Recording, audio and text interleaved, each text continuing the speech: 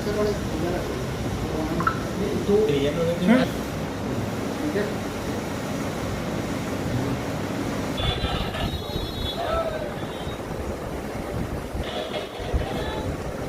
वार्ता कांग्रेस पार्टी की तरफ से की जा रही है।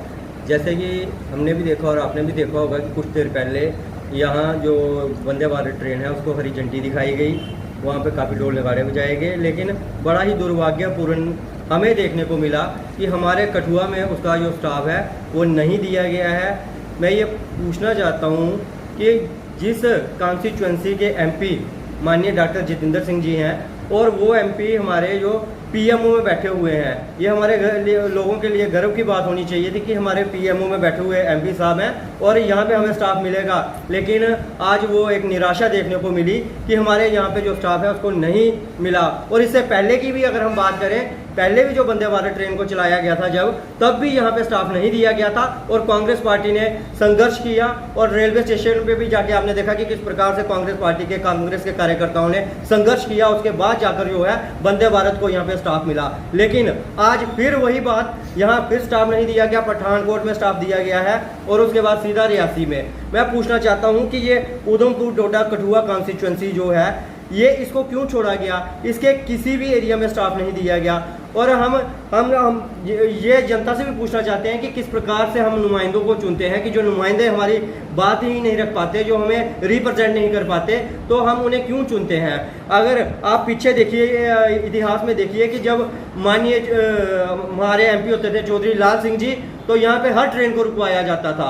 जो भी ट्रेन जहाँ चलती थी उसका स्टाफ जो होता था पहले ही कठुआ में दे दिया जाता था, क्योंकि यहाँ के लोगों को सुविधाओं को जो है उन्होंने ध्यान में रख के अपने आवाज़ को उठाया होता था। लेकिन आज बड़ा ही दुर्भाग्यपूर्ण है कि हमारे जो पीएमओ में बैठे हुए मंत्री हैं वो पता नहीं कौन सी गहरी नींद में सोए हुए हैं कि जब भी यहाँ पे स्टाफ दिया जाता है तो जनता को उनको उठाना पड़ता है कि उठिए सांसद साहब कि यहाँ पे हमारे लोगों को दिक्कत आ रही है। हमारे यहाँ से कितने विद्यार्थी जो हैं वो अलग अलग, अब आप देखिए एडमिशनें भी नहीं मिलती तो बच्चे बाहर पढ़ने जाते हैं। कितने स्टूडेंट हैं जो यहाँ से कोई पंजाब की ओर जा रहा है, कोई अमृतसर की ओर जा रहा है, कोई दिल्ली की ओर जा रहा है। तो हमारे लोगों को क्यों ना स्टाफ दिया जाए, हमारे स्टूडेंट्स को वो फैसिलिटी क्यों ना दी जाए वंदे भारत की? आप एम्प्लॉय देख लीजिए, सुबह कितने एम्प्लॉय यहाँ से जम्मू जाते हैं, क्यों नहीं हमारे एम्प्लॉइयों को वो फैसिलिटी मिले, हमारी आम पब्लिक को फैसिलिटी मिले?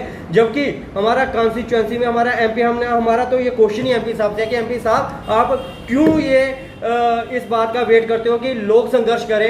हर बात के लिए क्या संघर्ष करना पड़ेगा? स्टेटहुड की बात करें तब संघर्ष करना पड़ता है। अगर आप यहाँ देखिए ट्रेन के लिए हमें संघर्ष करना पड़ रहा है, विद्यार्थियों को अपने कॉलेज में एडमिशन के लिए संघर्ष करना पड़ रहा है, तो ये सरकार कर क्या रही है और सरकार अपना दायित्व क्यों नहीं निभा रही? मैं ये कहना चाहता हूँ कि जल्द से जल्द जो है कठुआ में स्टाफ दिया जाए। और आज हमारे लोग भी काफ़ी, मैं ये महसूस करता हूँ, हमारी बात भी हुई लोगों से, काफ़ी ठगा हुआ महसूस कर रहे हैं कि अगर काश चौधरी लाल सिंह आज यहाँ के एमपी होते तो ये इतनी प्रेस कॉन्फ्रेंस और लोगों को संघर्ष करने की नौबत ना आती। अकेले चौधरी लाल सिंह ही जो है यहाँ पे ट्रेन रुकवा देते। जय हिंद, जय भारत। तो किस तरह से देखते हैं कि पहले ही यहाँ पर स्टॉप दे दिया जाना चाहिए था?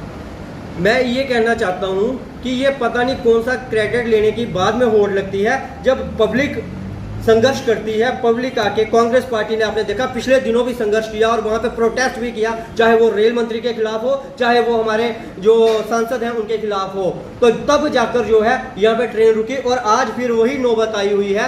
और उस समय भी जो है भाजपा की नींद बाद में खुली थी, हम इनके नेताओं की नींद बाद में खुली थी और बाद में आकर इन्होंने कहा था कि इसका स्टाफ दे दिया जाएगा। लेकिन मैं ये कहना चाहता हूँ कि ये नौबत आए ही क्यों?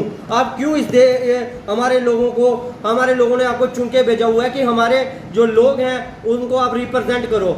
आप देखिए किस प्रकार से यह, मैं पठानकोट में स्टाफ दिया। मैं ये पूछना चाहता हूं कि पठानकोट को डिस्ट्रिक्ट कब बनाया गया?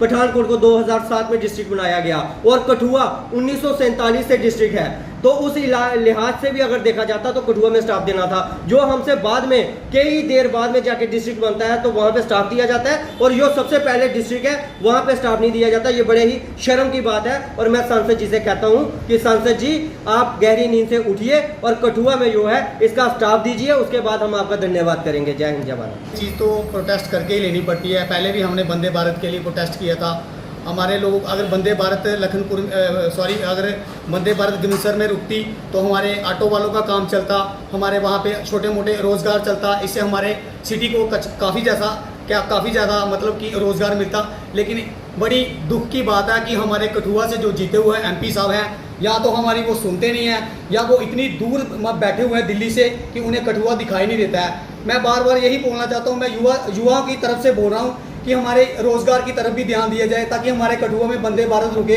हमारे कठुआ सिटी का भी रोज़गार बढ़े, ताकि बाहर से लोग आएँ और जो कठुआ से लोग जो पढ़ने के लिए बच्चे जाते हैं वो भी उनके लिए भी काफ़ी ज़्यादा सुविधा मिलेगी। इसलिए मैं एमपी साहब से यही निवेदन करता हूँ कि या तो आप ये वंदे भारत का स्टॉप करवाएं, अगर आप स्टॉप नहीं करवाएंगे तो हम आपके जगह जगह पुतले फूकेंगे। जय भारत जय भीम। रही है तो यहाँ पर वंदे भारत रेलवे स्टेशन उसका रेलवे का स्टॉप नहीं दिया गया है। तो कठुआ रेलवे स्टेशन कोई छोटे मोटे रेलवे स्टेशन में से नहीं है। यहाँ पर 100 किलोमीटर की जो तहसीलें हैं कठुआ डिस्ट्रिक्ट की, वहाँ उसका कनेक्टिविटी यहाँ पर है। जैसे बनी, बसोली, बिलावर, उधर के लोग, हीरानगर के, कठुआ तहसील के सारे लोग इनकी सहूलियत को देखते हुए अगर ये दे देते तो बड़ा अच्छा रहता। बाकी रोज़गार की भी थोड़ी समस्या हल हो जाती। मैं इतना ही कहना चाहता हूँ कि जो वंदे भारत का जो स्टाफ है जो कठुआ रेलवे स्टेशन में ज़रूर मिलना चाहिए। यही जय भारत।